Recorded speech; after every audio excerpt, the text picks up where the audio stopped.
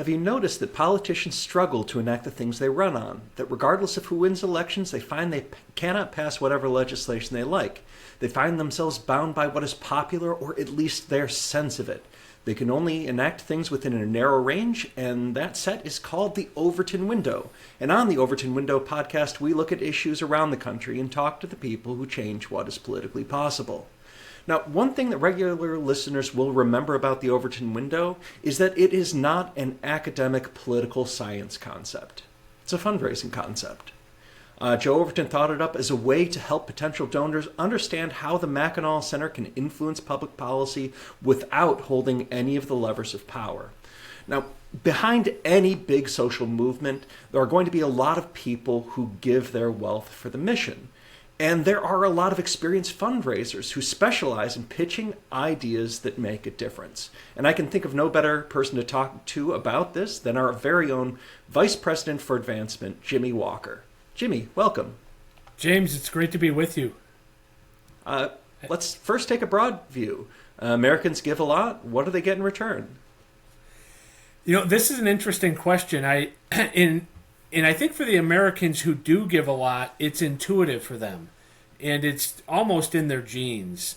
They get to change the world in whatever, and I'm speaking very broadly, not just people who change the world in the way that we think is positive, but for the donor who's giving money, they are attempting to change lives, change the course of history, might be just change the course of history for one human being that they're supporting through some charitable cause, or it might be changing the world for millions of people, changing the futures of millions of people through something like shifting the Overton window in public policy.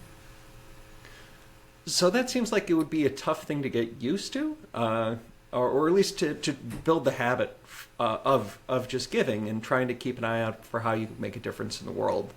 What's been the experience that people have with that? Yeah, certainly I do think that some people excel in generosity by nature. And they tend to be really generous even at a young age, even if that generosity might be, of course, limited by the resources that they have when they're younger. And there is all kinds of social science that indicates as people age and mature, they tend to give more.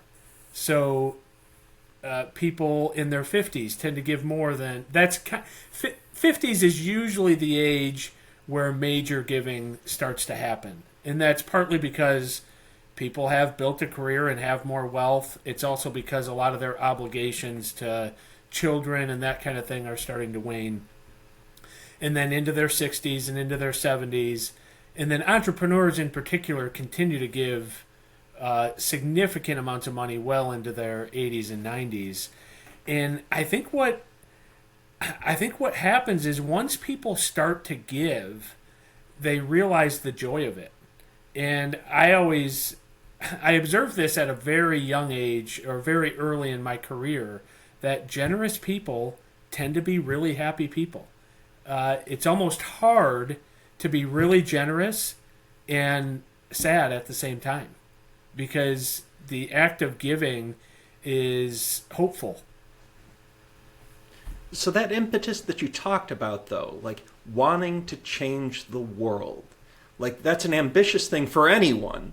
You don't have to. Like, we're born into the world, we live into the world. There's not, it's not a given that we would want to make a bigger difference than what we do with our family, our friends, or social circles.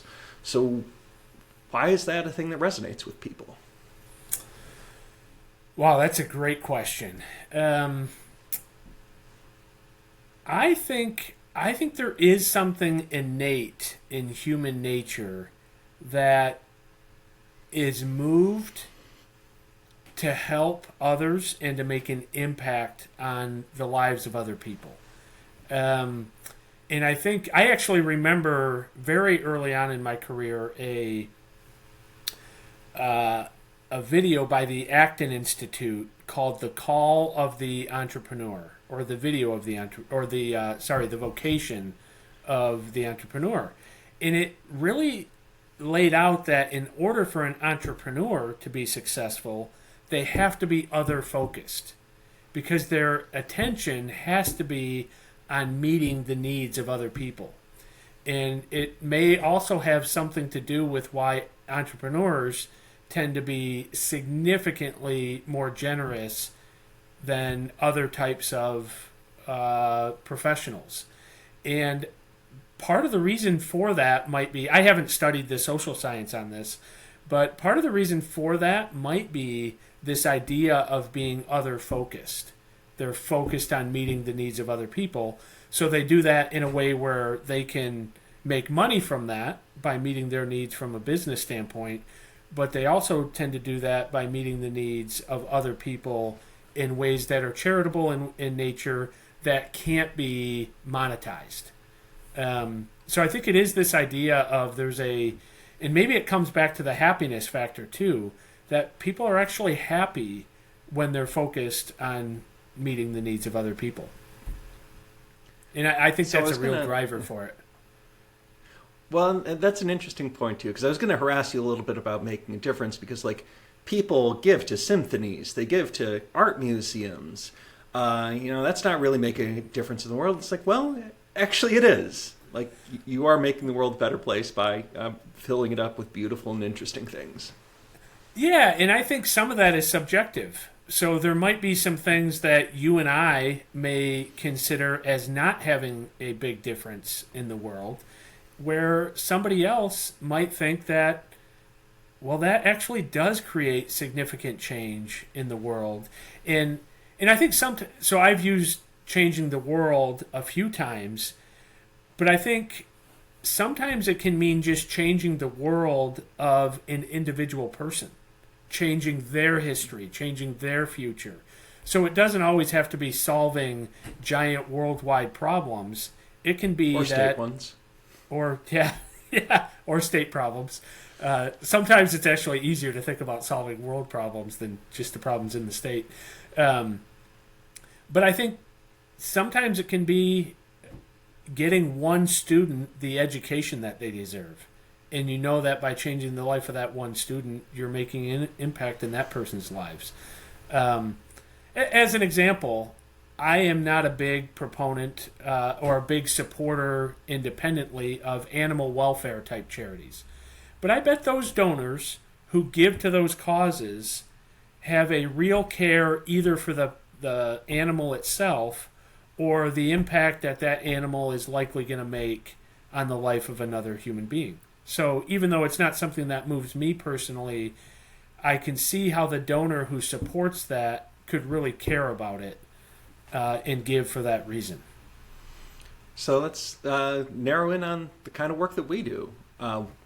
What do prospective donors to the Mackinac Center want?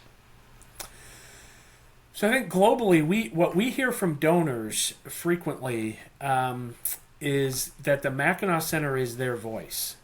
As when we survey donors in large scale, they'll say, you say the things we want to say, but can't, either because we don't have the microphone for it, we don't have the ability to influence the public, or we just don't have the information and the facts to back up what we know intuitively.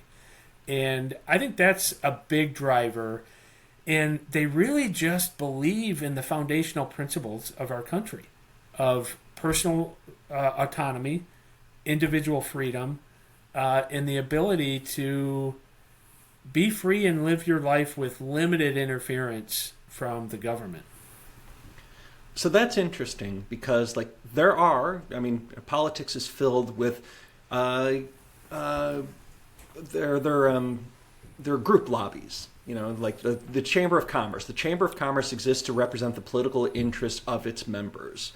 There are a lot of the Michigan School Business Officers Organization represents the interest of Michigan School business officers, and they are not necessarily tied by something broader. Like our our donors, like they don't have that relationship with us, as in like they're not specifically saying, here's what you should think about an issue because that's what I think about an issue. They're like, we like the ideas, we like what you're talking, we can trust you to be that. Why Why don't donors ask for a bigger say in what we say? Oh, that's interesting. Yeah, because donors tend to be attracted to us because of the principles that we hold. And they know we're not going to waver from those. So they actually know that we're not going to be influenced by them or by other donors who might attempt to sway us on any given issue that would be contrary to principle. So this comes up most frequently for the Mackinac Center with corporate subsidies, because there are a lot of entrepreneurs who tend to be free market based on everything except government subsidies to their particular industry. And I think the donors who do give to us really appreciate that the Mackinac Center is unwilling to bend on, for us, what would be a core principle is that the government should not be in the business of favoring one company or one industry over another. And I think they really appreciate Basic Republican principle that government exists to benefit the public, not anyone's private interest. Yes. Yeah, and I think they really appreciate. We've had a donor say to us, "Yeah, I wouldn't expect you to. I would be disappointed in you if you betrayed your principle for extra money." So now, hang on. I should also note that we do listen a lot to donors who have good ideas on how to execute on those ideas that we have, or the principles that we hold. So some of our communications ideas have been developed in concert with donors, where we'll bring an idea, we'll bring a problem to solve. A lot of these folks are amazing problem solvers themselves. So we take a lot of advice, we take a lot of counsel, and some good ideas are developed through conversations that we have with donors. So you mentioned that our supporters are people who share our principles. How do you find people like that? So they find us, and you mentioned at the beginning that something along the lines of pitching them ideas or bringing ideas to them, and we do some of that, but a lot of what we do is actually listening to them and helping to find and unlock the desires that they already have and want to achieve. So from a business standpoint of how we go about our work, we find them because they have already found us and are giving to us, or we found them through the mail, where we sent them a mailing that they responded to, or they've read an article in our news service, Michigan Capital Confidential. So somehow where they have found us, a lot of donors will refer their friends and say, oh, and they'll do this in countless ways. Everything from, oh, you should really meet Jane and John Doe. They are amazing people. They would really share your vision and your values, and let's get together. And so we'll do really direct referrals like that to more less direct and just general references. Oh, you should try to get to know so-and-so. When you say that listening to our donors is an important thing that we do, what do you mean? Yeah, I remember the first time so I'm going to tell you a little story to answer that question. The first time I heard about the Overton window was from Joe Lehman. And I was interviewing for the Mackinac Center. This was I started in 2015, so this would have been back in 2014. And one of our colleagues, who can be really challenging in an interview, was asking me what I was going to tell our donors about the Mackinac Center mission, which at the time I knew very little about. I had followed Michigan Capital Confidential. Of course, I had read the website and had followed the whole think tank space as a fan for a number of years. But I had never tried to communicate to somebody else what a think tank does. And so I remember asking Joe Lehman, hey, how do you guys communicate this to donors? Because I was telling that colleague in the interview, I'm going to listen to the donors, find out what they want to achieve, and then help be a matchmaker and help them achieve that. And that's when Joe laid the Overton window concept out to me in that meeting. And I think he used school choice as the example, which really hit me personally. It's one of the issues that I care most about. My background is in Catholic education, and of course the Michigan Blaine amendments have a lot of anti-Catholic bias in their roots, and so that's a very long-winded answer to your question. So what? I guess you have a lot of people who share our principles, willing to give to us because they think we're a good voice and advocate for those principles. How do they know that their money's being well spent? What kind of accountability comes with their donations?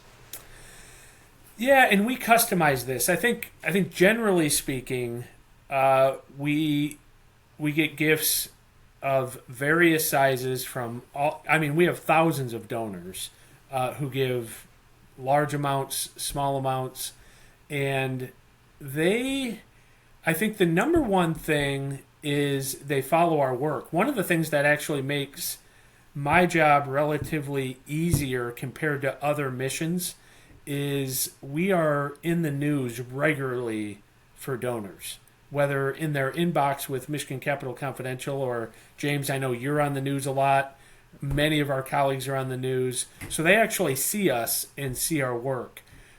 We have mailings that we send that attempt. We have our magazine is called Impact. Comes out 6 times a year. That is a tool to communicate the impact that we're having with donors. So we also will do customized reports. So a lot of times what happens is a donor might be willing to give, let's say somebody has given $100 or $1,000 or even $10,000, whatever might be a relatively smaller gift for that particular donor. And they might be willing to give 10 times that, 20 times that, or more for a particular issue that they care a lot about. And if that happens, oftentimes we agree ahead of time on how we'll report, what kind of metrics they'd be looking for, what kind of results. And so foundations in particular are this way, where oftentimes a foundation will want to know ahead of time, okay, here's how much we're going to give. How are you proposing to measure that? And then a lot of times we'll work together on how we're going to measure the results of their gift. Now I know it's going to be highly dependent upon exactly what project that we're on, but what are some of the ways that donors care about? What are the ways that donors want our impact to be measured? So sometimes that impact is in the moving of an actual policy. Sometimes that impact is representing a client in a lawsuit, and they want that client's story to be heard, and they want that client to have their day in court. The other end of our lawsuits is it's almost always the government acting in a way that is restricting a citizen's rights. One of my favorite stories is about donors who came to us and they wanted us to intervene in the Michigan Public Service Commission on the utilities who are voluntarily doing things that are, well, it's the Public Service Commission that allows it, but the utilities are proposing these ideas that are going to make energy less reliable and more expensive for citizens. And the reason it's one of my favorite stories is the donor said to us, and they were going to give us their biggest gift that they had ever made to us. And it was a good sized gift. And they said, we are going to lose, but we have to start making this case. And we have to put a stake in the ground. But they knew there was no chance of success on that day. But they had a very long-term goal of starting to shift the Overton window. That if we start having our voice heard now and we make a strong case, and it's clearly the morally right case, then we're going to win. And I think you haven't asked about that, but I think having a morally just cause is so important to raising a lot of money and getting donors to give. Is people really get behind causes that they see are morally just. And in this case, what the utilities are doing in using a monopoly and then intentionally advocating for ideas that are going to make energy less reliable and more expensive, it's just wrong. So I want you to dwell on that. I mean, it seems pretty obvious that people care about important moral things, and there's moral. There's a lot of morality in policy and politics. Why is that? Okay, I think it's because that's what wins. The moral argument is what wins, and by moral, let's talk for a minute about whether something you can make a moral argument that is morally wrong, but you make that argument from a position of moral strength. So, as an example, let's take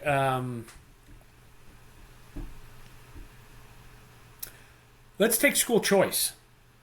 So the Mackinac's position that we make very clear is this is actually a moral case that who should decide where a child goes to school.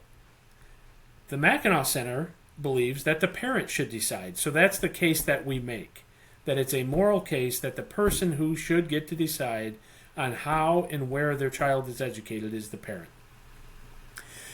Now, the proponents who are against that, who I believe are on the morally wrong side of the issue, still make a moral argument. They don't make the argument that, no, the government should get to decide. They'll make a moral argument that says something about the public schools, for example. You're destroying the public schools. This is all about attacking public schools. So they're wrong. That's not what it's about. But nonetheless, they're making a moral argument because at the end of shifting the Overton window is all about who makes the better moral case for their ideas. Not which, unfortunately for us, it's not which idea is more moral, is more morally just. It's who makes the better argument from a moral standpoint. You mentioned that you've been with us since 2015. What's the biggest way you think you've helped shift the Overton window?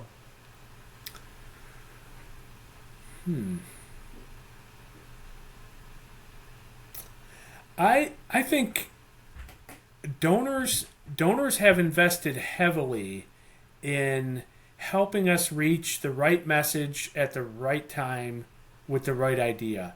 And a lot of this has changed as the world has changed and the tools with social media have become more readable, more accessible. It's made it possible for them.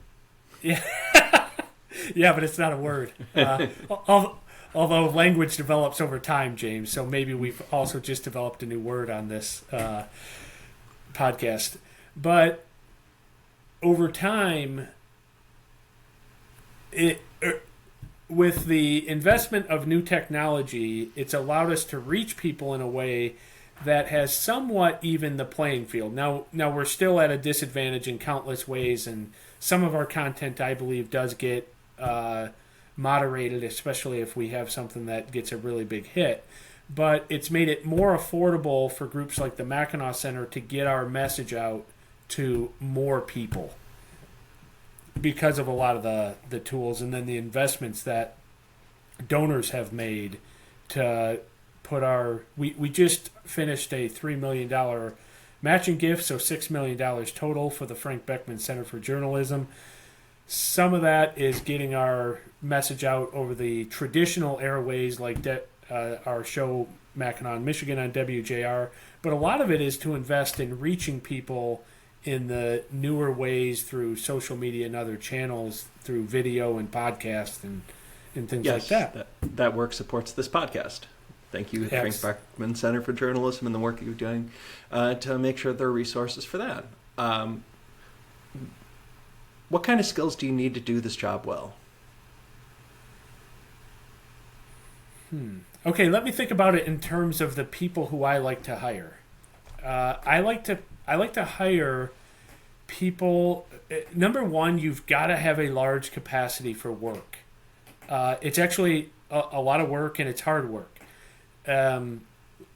Honestly, I don't know how somebody does it in a typical 8 to 5 workday. It's just not that kind of job. So you've got to have a high capacity for work, a willingness to put in an extreme amount of effort. So I tend to like to find people who have something in their background that indicates that, whether that's college athletics, competitive debate, competitive drama. You've got to be a good communicator. And by that, I think what a lot of people sometimes mistake, at least is they think that you've got to be an extreme extrovert. I'm sure those people like that can be successful, but I think a good balance of introversion, extroversion, a really good listener, because you're trying to unlock and understand the desires of another person.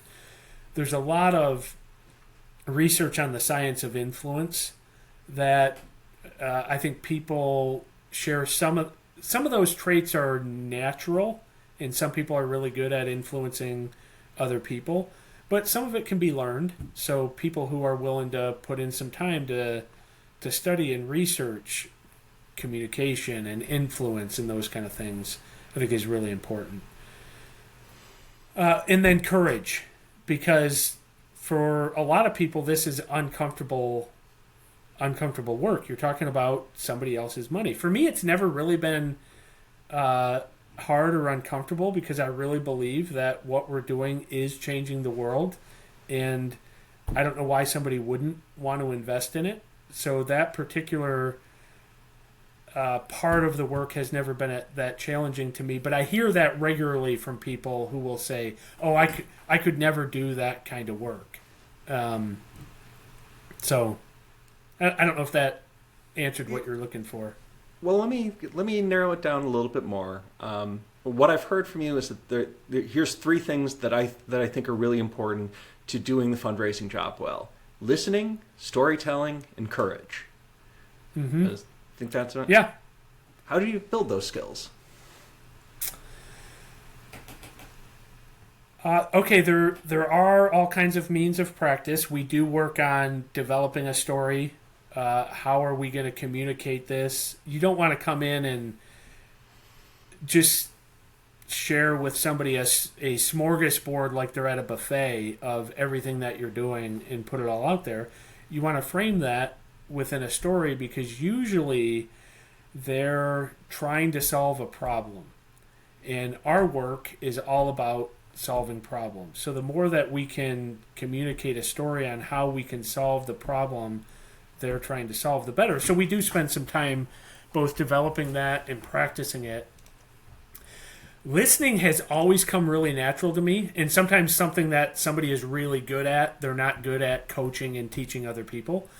But we will spend some time working on, okay, what could we ask them that would really help us understand what their goals are, or what problem it is that they're trying to solve, or what makes them think the way they do about any given issue. And so we'll spend some time working, and then everybody has to adapt that to their own personality. But I think and then we will also do this. So as we're bringing new people on, we try to do some donor visits together, and a lot of times listening is about the visual cues that you pick up. So, for example, I remember one person, right as we started to get to the opportunity to make a difference on a particular project, he started shaking his knee. I'm doing it right now under the table on this podcast, imitating him. And I knew when he started shaking his knee, it was because he was getting really excited, and he did make a big gift. But picking up on those visual cues is really important. Having a sense for when somebody has heard enough, and once they've already said yes, you don't need to continue to go deeper and deeper into the issue. They're bought in. Now it's okay. Now they just want to make the gift and make the change happen that they're looking for. All right. So let's say you've got someone who's really interested in making a donation for this idea that we're trying to get off the ground. They make the donation, and we do the thing, and we're really successful. We get the victory, whatever that is. How does the donor feel after that? That actually might be dependent on the donor, because I think some of them may feel as simple as, okay, good, that one's done, now I'm on to the next thing. That's quite possible, where others may want to really relish the victory for a little while, and they may want to tell their friends about it. Some of them will send a congratulatory note to us about it. Some of them may feel grateful. So I think that's highly dependent on the person. But I do know that in terms of raising money, people, they want results. They want you to tell them about the results they've had. But they're also most motivated by what comes next. And I think that's because of the relationship between that we already talked about, between hope and giving. And so I think for a lot of people, they're glad that you won, and then they also want to know, okay, what's next? We actually hear that quite a bit. So if we celebrate a win, which we do because donors are really the one that made it happen. Without the money, nothing was going to move. And we'll share about the win. And a lot of times I'll get a note back that says, okay, good job. Now go get this other thing done. Or now what's next? So we hear a lot of that. How do you feel after a successful effort? I fall into the first category of people who are more excited about what's going to happen. So for me personally, I have to be really intentional, just honestly, about making sure we close some communication gaps, that other people know about the win that we got. And it might come from, I also come from a sports background, so I remember whenever we had a win, it was enjoy the win tonight, come back tomorrow morning ready to work. And so for me personally, that and I've got people on my team who are really good about making sure that we spend some time celebrating wins. And it comes more natural for them because that's what they're motivated by. Jim, thank you for helping us shift the Overton window. James, this has been a lot of fun. So I'm really grateful that you had me on, and hopefully this can help some people.